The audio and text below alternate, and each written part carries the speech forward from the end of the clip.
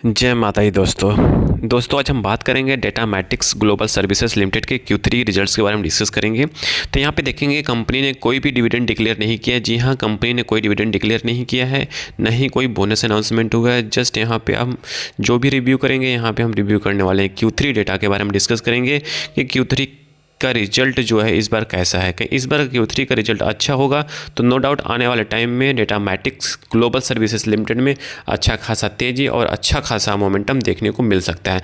वही result negative होगा तो मे भी यहाँ पे गिरावट भी देखने को मिल सकता है, सेलिंग प्रेशर भी देखने को मिल सकता है। अगेन डिस्क्लेमर के रूप में यहाँ पे कोई बाय सेल का रिकमेंडेशन नहीं है, जस्ट एजुकेशन पर्पस इन्फॉर्मेशन को शेयर किया जा रहा है।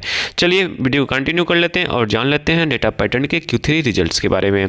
तो यहाँ पे देखेंगे कंपनी का जो रिवेन्यू ऑपरेशंस की बात किया जाए, इस क्वार्टर में 168 करोड़ के आसपास जनरेट किया। वहीं पिछले साल के सेम क्वार्टर में देखेंगे से 177 करोड़ के आसपास देखने को मिला था। मतलब पिछले साल के सेम क्वार्टर में देखेंगे रिवेन्यू इनकम और रिवेन्यू प्लस ऑपरेशन की बात की जाए, मतलब रिवेन्यू और ऑपरेशंस घटता हुआ दिखाई दे रहा है। देखिए क्या होता है, कंपनी का रिवेन्यू और ऑपरेशन ही मेन चीज़ें होता है। कहीं कंपनी रिवेन्यू और ऑपरेशंस अच्छा जनरेट करेगी तो नो डाउट कंपनी का इनकम में भी तेज़ी देखने को मिल सकता है। ठीक है, तो वही बात करें तो कंपनी का टोटल इनकम की बात करें तो कंपनी का इस बार का क्वार्टर का टोटल इनकम है 178 करोड़ के आसपास है। वही बात करते हैं पिछले साल के सेम क्वार्टर में देखेंगे 180 करोड़ के आसपास था।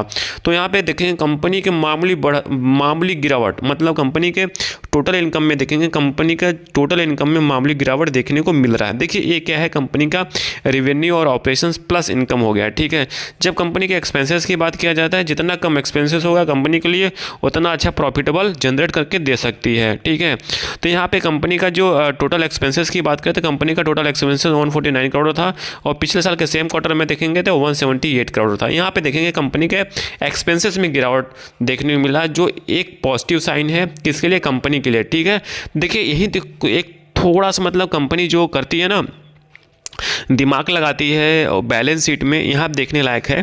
क्योंकि देखें कंपनी ने एक्सपेंसेस में माइनस कर दिया। ठीक है, पिछले साल के कंपैरिजन में क्यों इसलिए कर दिया क्योंकि टोटल रेवेन्यू और ऑपरेशंस कम था, 2 से 3 करोड़ रुपए कम था। ठीक है, यहाँ पे कम कर देगा तो सीधे सीधे प्रॉफिट पे इम्पैक्ट दिखाई देगा।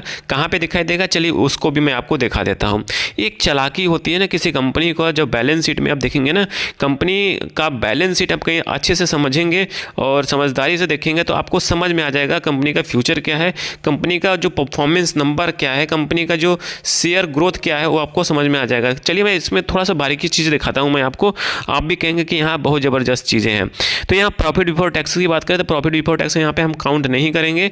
हम देखेंगे कंप्रेसिव इनकम क्या है, कंपनी का जो मेन इनकम क्या है, कंपनी ने कितना इनकम जनरेट किया है, सब कुछ काटने कूटने के बाद। तो ये देखिए ये वाला इनकम है। ठीक है, तो देखेंगे पिछले साल का सेम क्वार्टर में देखेंगे 4.34 करोड़ था, इस क्वार्टर में देखेंगे 14.81 करोड़ था। वो कैसे हुआ, जैसे तरह मैंने आपको बताया था, एक्सपेंसेस इन्होंने क्या किया, घटा दिया। ठीक है, रेवेन्यू ऑपरेशंस तो वही रहेगा जो एक्चुअल में है। ठीक है, बट इन्होंने एक्सपेंसेस में घटाए, जो टोटली आपको यहाँ पे मेन इनकम में देखने को मिल रहा है, मतलब मेन इनकम पे रिफ्लेक्ट कर रहा है। तो यहाँ पे कंपनी का 14 करोड़ का अच्छा खासा मुनाफा देखने को मिला। मतलब कंपनी का पिछले साल के क्वार्टर के कंपेरिजन में इस बार का क्वार्टर जो है अच्छा खासा मोमेंटम और अच्छा खासा तेज़ी देखने को मिला है। ठीक है, वही पिछले Q2 की बात करें, Q2 कंपेरिजन में यहाँ पे 40 से 30% गिरावट देखने को मिला है। ठीक है, वहीं बात करते हैं कंपनी की EPS की। देखिए कितना जितना अच्छा अर्निंग होगा उतना अच्छा EPS होगा, वो तो आपको भी पता है। ठीक है, क्यों नहीं पता होगा, क्योंकि आप हमारे वीडियो हमेशा देखते हैं, इसलिए आपको जरूर पता होगा कि EPS क्या होता है, अर्निंग पर शेयर्स। जितना अच्छा अर्निंग होगा उतना अच्छा EPS होगा। तो इस क्वार्टर में देखेंगे पिछले क्वार्टर में 0.64 था, इस क्वार्टर में था 2.62, मतलब यहाँ पे बढ़ता हुआ दिखाई दे रहा है।